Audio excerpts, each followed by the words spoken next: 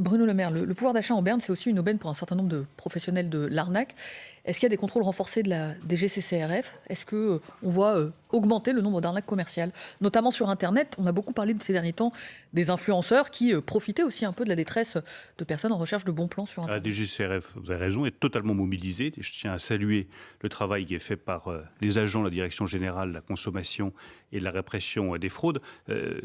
Ils contrôlent tout ce qui peut et tout ce qui doit être contrôlé. Ça peut être les prix dans la grande distribution, ça peut être les marges, c'est aussi les influenceurs. Là, nous avons contrôlé 50 sites d'influenceurs.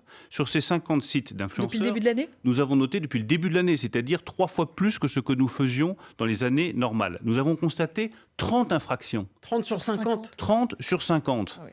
Donc tout cela est évidemment totalement inacceptable. Il y aura des sanctions, il y aura des injonctions, il y aura des poursuites pénales et nous allons donner les noms des influenceurs qui n'ont pas respecté les règles dans les prochains jours. Je pense que c'est aussi très Ce dissuasif. sont des noms connus.